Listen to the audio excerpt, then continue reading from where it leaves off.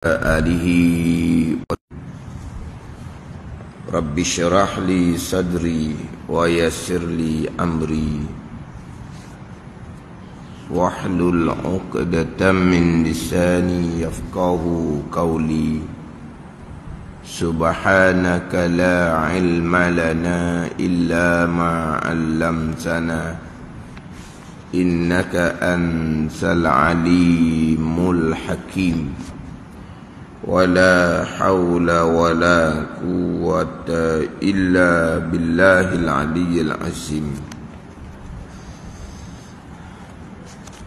Kitab Bidayatul Hidayah, muka surat 21, baris yang ke-17 daripada atas.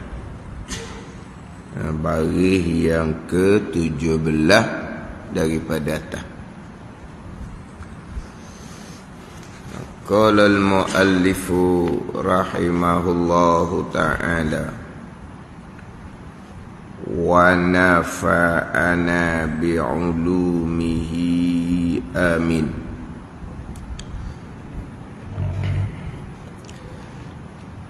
Maka tiap-tiap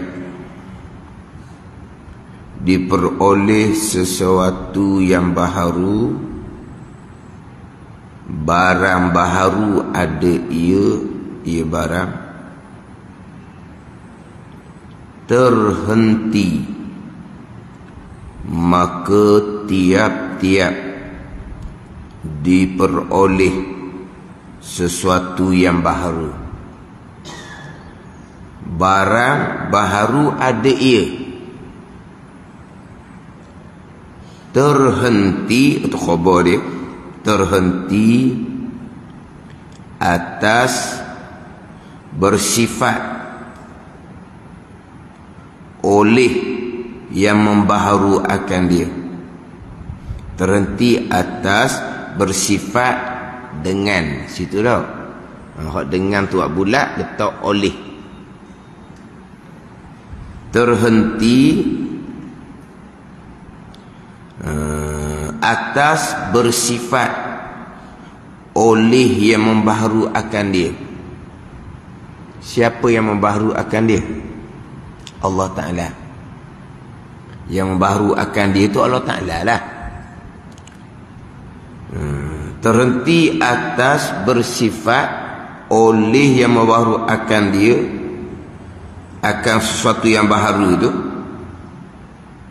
bersifat dengan segala sifat ini, sifat kudrah, sifat iradah, sifat ilmu, sifat hayah.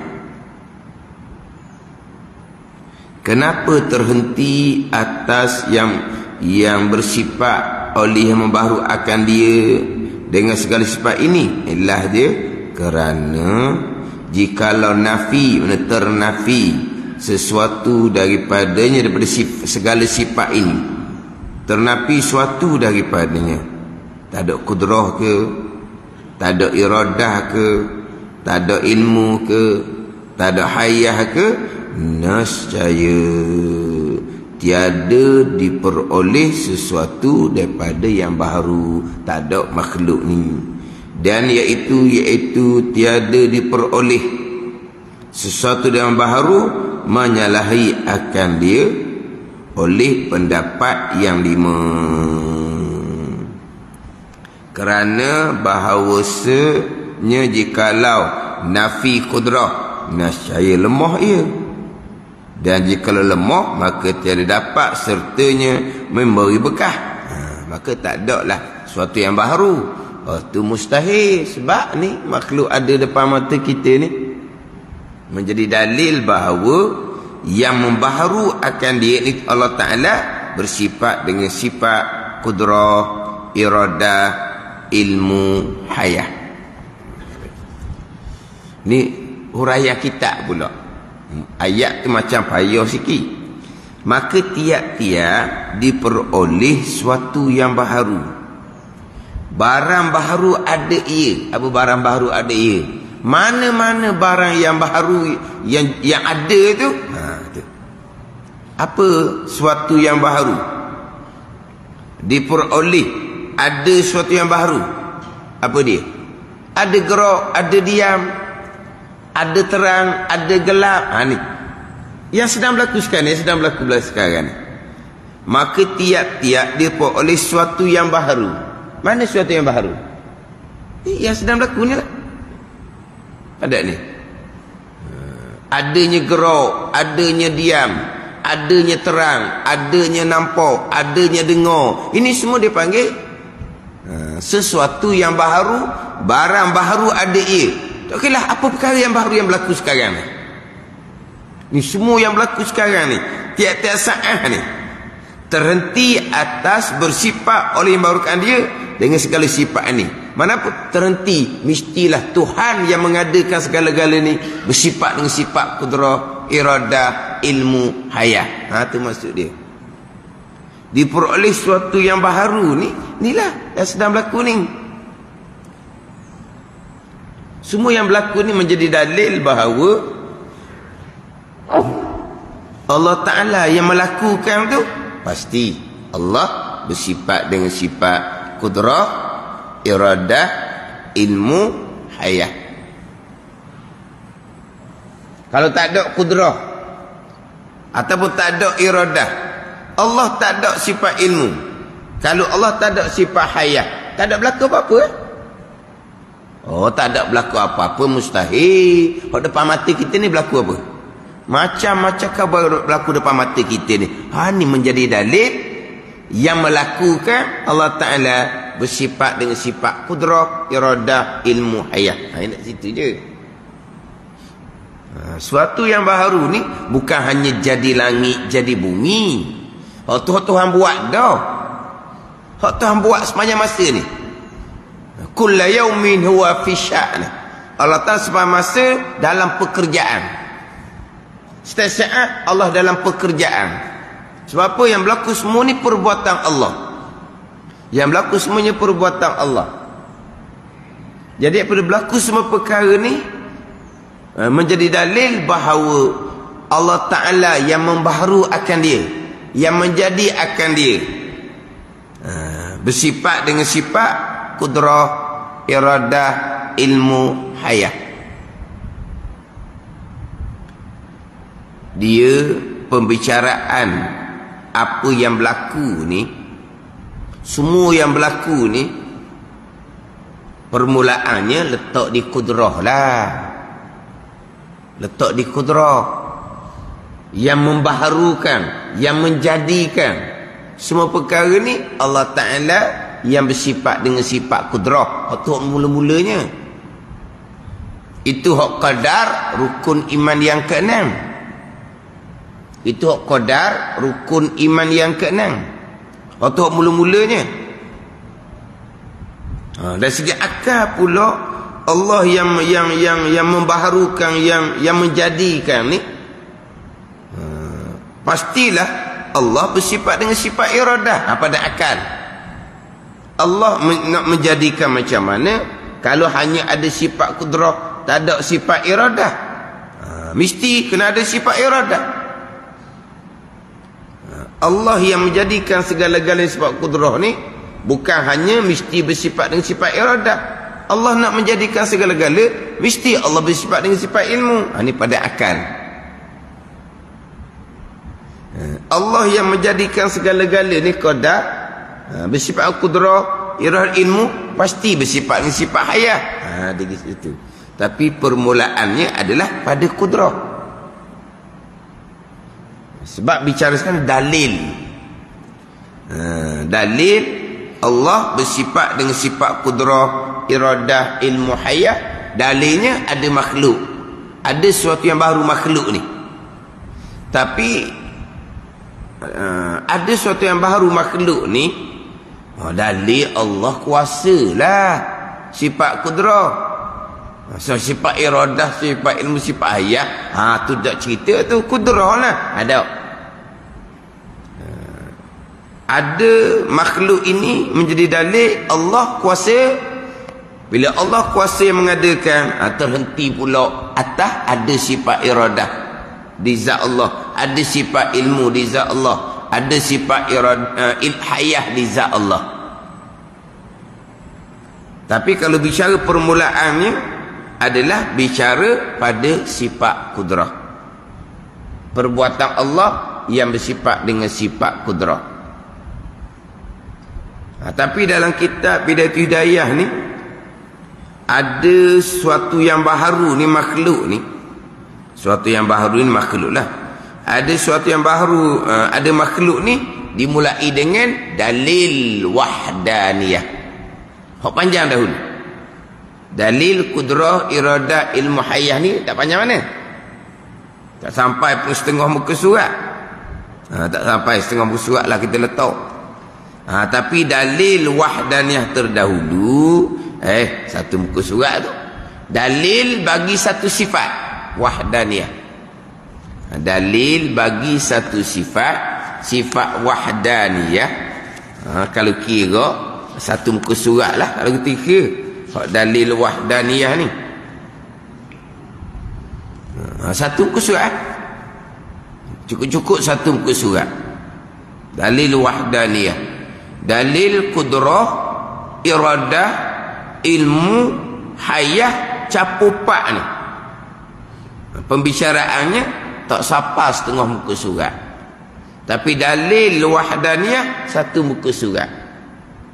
Tapi dalil wahdaniyah dengan dalil kudrah iradah ilmu hayah dalil yang sama. Ada makhluk ini, tu dalil dia. Ada makhluk ini. Tapi diasingkan. Dalil wahdaniyah diasingkan, panjang bicara. Tapi dalil yang sama dengan bicara sekarang. Dalil Allah bersifat kudrah iradah ilmu hayah, dalil ada makhluk ini. Dalil wahdaniyah ada alam ini. Dalil kudrah iradah ilmu hayah ada sesuatu yang baru, hawadis. Alam dengan hawadis makhluk lah. Alam ni tiap-tiap yang ada selain dari Allah makhluk lah. Kemudian dalil kudrah iradah ilmu hayah, dalil ada sesuatu yang baru, hawadis. Sesuatu yang baru ni makhluk lah. Ada dia. Cuma dalil wahdaniyah ada alam ini. Dalil kudrah iradah ilmu hayah ada hawadis, sesuatu yang baru. Mana apa? Ada makhluk ini. Tapi panjang moleknya kita Bidayatul Hidayah ni. Dalil bagi sifat wahdaniyah pada zat, sifat dan perbuatan ada makhluk ini. Tu nak kena mati molek tu. Tu nak kena mati molek. Wahdaniyah pada zat, pada sifat, pada perbuatan. Pegangan kita ni pergi kepada rukun iman yang keenam tu, qada dan qadar Allah Subhanahu wa ta'ala.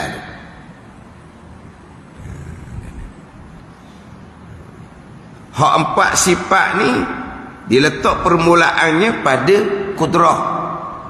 Permulaannya kita baca mengelupah dan telah terdahulu bekas kudrah Allah Ta'ala. Kudrah yang bekas terhenti ia pada akal ni atas iradah. Kudrah memberi bekas, dahulu sudah bicara. Mana bicara kudrah dahulunya? Kudrah yang memberi bekas di muka surat 8, di muka 9 dahulu. Di muka surat 8 di bawah tu, kemudian masuk muka surat 9 atas tu. Allah yang bersifat kudrah yang menjadikan segala-gala perkara. Allah yang bersifat kudrah yang menjadikan segala-gala perkara.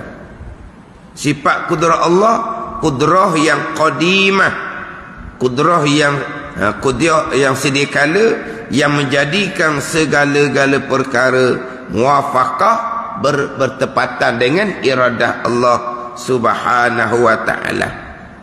Ada satu lagi dia panggil kudrah hadisah, kudrah yang baharu. Ni kudrah kita, kudrah yang baharu. Kudrah kita ni kudrah yang baru. Hak di surat 8 dahulu bagi bawah sekali, tiada membekah suatu jua pun. Ni kudrah kita, tiada membekah suatu jua pun. Gerak diam kita bukan kudrah kita yang buat. Kesemuanya perbuatan Allah yang bersifat dengan sifat kudrah. Adapun kudrah yang hadisah yang baru, maka iaitu tiada membekah sesuatu jua pun. Sebab yang menjadikan segala-gala adalah perbuatan Allah yang bersifat dengan sifat kudrah. Tapi memanglah di tubuh kita ni Tuhan letak kudrah, Tuhan letak tenaga, Tuhan letak kekuatan di tubuh kita. Adakah kekuatan tu berkah pada menggerak diamkan tubuh kita? Berkah pada menghasilkan pekerjaan kita? Tidak. Kudrah yang baru iaitu tadi berkah sesuatu jua pun. Tak ada.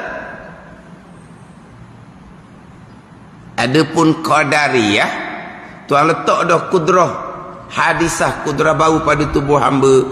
Kudrah itulah yang menggerak diamkan hamba, dan kudrah itulah yang menjadikan apa yang hamba buat. Bukan Allah yang menjadikan gerak diam hamba, dan bukan Allah yang menjadikan apa yang berlaku selepas hamba buat, hamba usahakan. Bukan Allah Ta'ala. Kudrah inilah yang menjadikan. Itulah qadariyah. Yang khilaf akidah tu kafir ataupun dosa besar. Tapi kita wajib berpegang, kerana di tubuh kita ni Tuhan letak kudrah, tenaga. Wajib kita berpegang. Kita ada usaha perbuatan. Gerak diam ni usaha perbuatan hamba yang ada kudrah, yang ada tenaga ni. Wajib berpegang. Tapi hanya pada zahir. Pada batin hakiki dah. Kudrah tenaga pada hamba tiada berkah sesuatu jua pun. Gerak diam di hamba ni tetap perbuatan Allah, kudrah Allah yang menjadikan. Berkelip mata kita ni kudrah Allah yang menjadikan. Bergerak nadi kita ni kudrah Allah yang menjadikan. Kesemuanya keesaan Allah pada perbuatan. Ni hak pada masa bicara kudrah dahulu. Kudrah Allah lah yang berkah, kudrah Allah yang menjadikan. Kudrah hamba tak berkah sama sekali. Tak berkah. Tak berkah pada gerak diam hamba tu sendiri. Kudrah hadisah, kudrah yang baharu, kudrah hamba tak berkah sama sekali. Walaupun wajib berpegang. Hamba ada kudrah, ada tenaga. Wajib berpegang. Hamba yang usaha, hamba yang buat. Wajib berpegang. Tapi hakikinya kudrah hamba tak berkah sama sekali. Yang kita dah bercakap tu, itu saya buat, itu saya buat, itu cakap asbab. Tak ada salah apa pun waktu. Siapa buat ni bijak sungguhlah ni. Comel ni, payah orang nak cari orang yang mampu buat seumpama ni. Sayalah yang buat. Ceritalah saya buat. Nak jawab saya buat kan, Tuhan buat. Kalau jawab Tuhan buat kan, orang tengok pelik pula. Jawab macam mana? Jawablah saya buat. Jangan takut sangat. Jangan takut sangat. Saya yang buat. Memang kena cerita saya yang buat. Sebab supaya orang lain upah kita buat pula. Kena ceritalah kepandaian kita. Jadi sombong, sombong tu jaga pula tubat lain. Itu bukan sombong. Itu nak cerita kemahiran dia, supaya dia boleh cari makan. Itulah. Oh, kalau dalam bab ni, kalau tempat ni tak ada orang lain yang pandai buat, saya seorang je, orang lain tak jadi nak buat perkara ni. Sombong. Bukan sombong. Nak iklan kemampuan dia lah. Kena iklan lah. Supaya tadilah dia tak makan kan. Kena iklan lah kemampuan dia. Nampak sombong. Sombong bab lain. Jangan jadi sombong. Jawablah saya buat. hakikinya hak Tuhan belaka tu pegangan. Jangan takut sangat pula.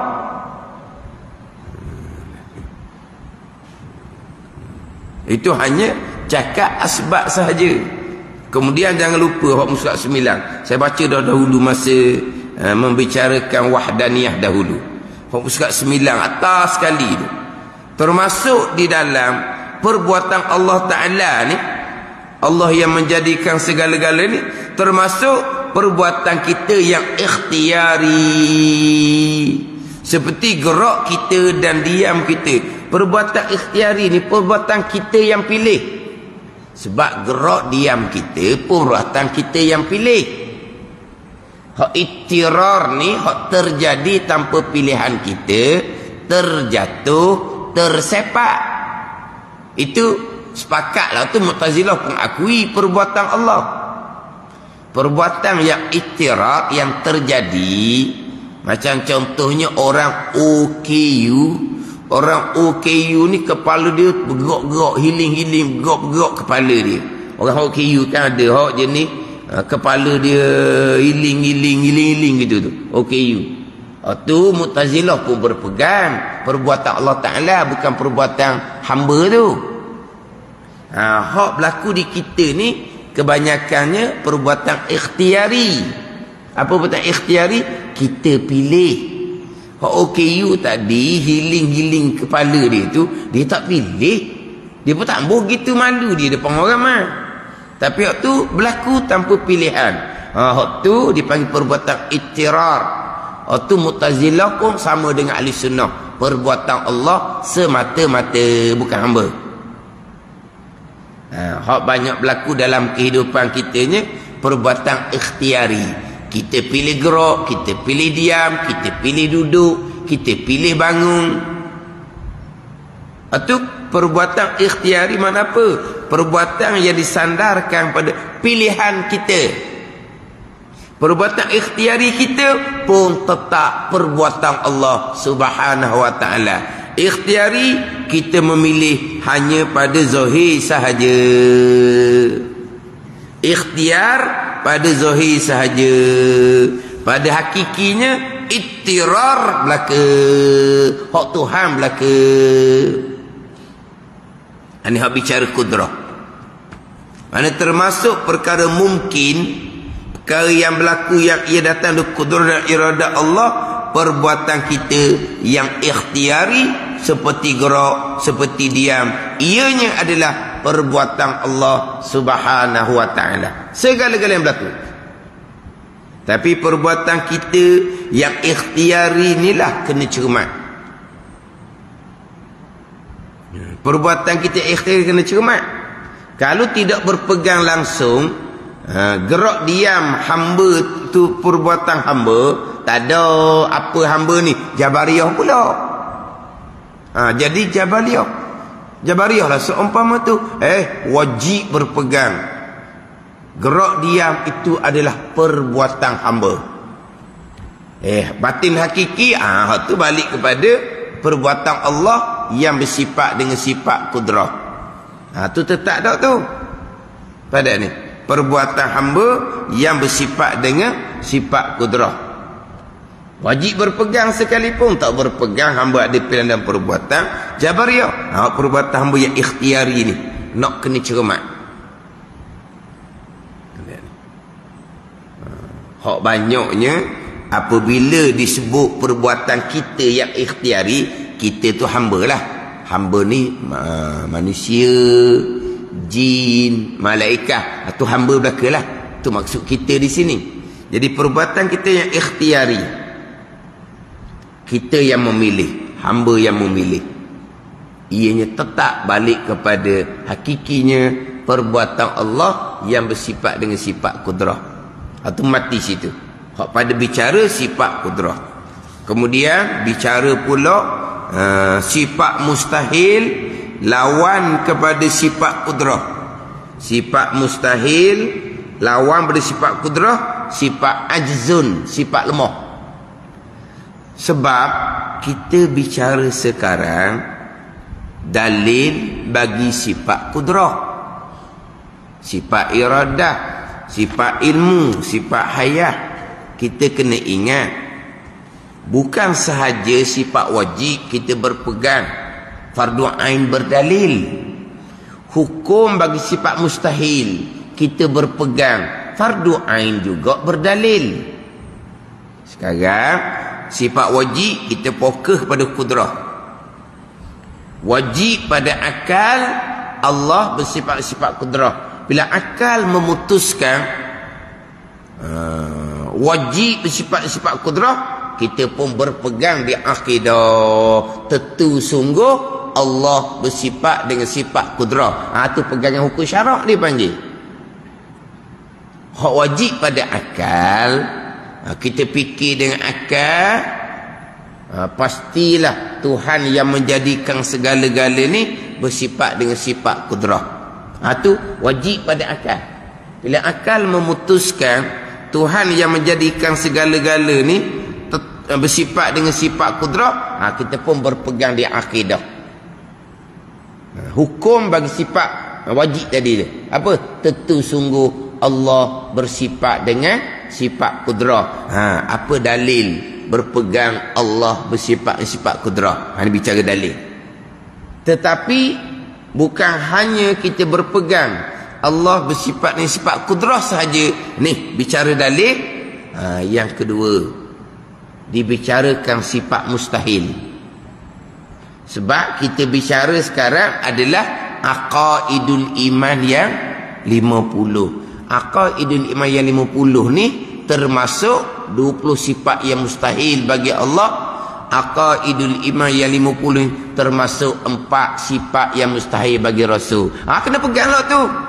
Itu dipanggil aqaidul iman yang 50. Simpulan iman yang 50. Dan sifat mustahil nak pegang macam mana?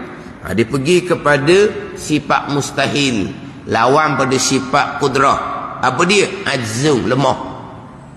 Fikir-fikir kau akal, azzum lemah ni tentu fikir dengan akal lemah ni mustahil. Tidak tasawur pada akal, tidak terupa pada akal, tidak tergambar pada akal. Tuhan yang menjadikan segala-gala ni lemah, mustahil pada akal. Kita pun berpegang di akidah. Hukum bagi sifat mustahil dia panggil istihalatul mustahil. Bila akal memutuskan lemah tu tak tergambar pada akal, mustahil, kita pun berpegang di akidah. Tentu Allah tidak lemah. Dia kita duduk pegang. Pegang akan hukum bagi sifat yang mustahil. Hak tadi pegang hukum sifat wajib. Yang pertama kita berpegang tentu sungguh Allah bersifat dengan sifat kudrah. Satu akidah. Satu akidah pula kita berpegang di akidah kita tentu Allah tidak lemah. Dua pegangan. Dua-dua ni apa dalil? Ni kita bicara dalil. Jadi sekarang ni bicara dalil kudrah, iradah, ilmu, hayat. Dalil juga kita berpegang Allah tidak lemah, Allah tidak bersifat dengan iradah, Allah tidak jahil, Allah tidak mati. Dalil yang sama.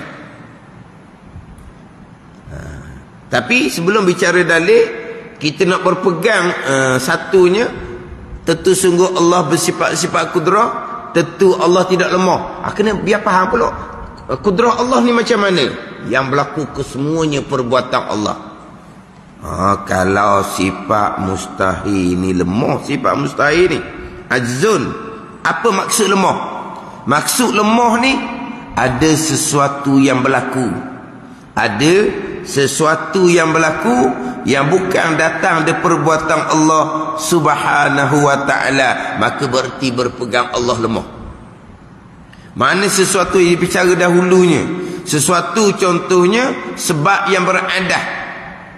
Sebab yang beradah. Hak beradah macam mana? Makan, kenyang. Minum air, hilang dahaga. Tiba-tiba kenyang tu bukan perbuatan Allah. Tiba-tiba hilang dahaga tu bukan perbuatan Allah. Berarti Allah lemah. Mustahil sama sekali. Lemah Allah Ta'ala ni bukan lemah daripada buat langit bumi saja. Buat langit bumi ni semua orang Islam berpegang Allah yang buat langit, Allah yang buat bumi. Tanya orang kafir pun dia kata Allah yang buat langit dan bumi. Sama telah orang Islam pasti berpegang langit Allah yang buat, bumi Allah yang buat, manusia Allah yang buat. Orang Islam semua berpegang seumpama tu. Manusia Allah yang buat. Apa yang berlaku pada manusia sekarang? Allah buat lagi? Tak dah. Gerak diam manusia, Allah letak kudrah tenaga dah di manusia kan. Gerak diam bukan lagi Allah buat. Itulah makna berpegang Allah lemah. Situ. Jangan duk faham lemah. Mana contoh lemah Tuhan? Langit bukan Tuhan buat, lemah. Bumi Tuhan bukan Tuhan buat, lemah. Tuhan kuasa langit bumi Tuhan buat. Tu semua orang Islam pegang gitu. Berlaku siang malam Tuhan yang buat, memang orang Islam pegang gitu. Lahirkan manusia Tuhan buat. Tapi apa yang berlaku pada manusia sekarang? Tuhan serah kepada manusia sendiri. Tuhan hanya mengetahui, Tuhan hanya melihat. Apa yang berlaku pada manusia ni, manusia yang buat sendiri. Itu berpegang Allah lemah seumpama tu. Biar faham lemah ni macam mana, hak sifat mustahil. Faham molek-molek dah. Lemah dengan bahawa ada sesuatu yang berlaku yang bukan perbuatan Allah, itu berarti berpegang Allah lemah. Lemah Tuhan mustahil sama sekali. Kita berpegang Tuhan pasti tidak lemah, berarti apa yang berlaku kesemuanya perbuatan Allah Subhanahu wa taala. Dalil bagi pada dalil ni.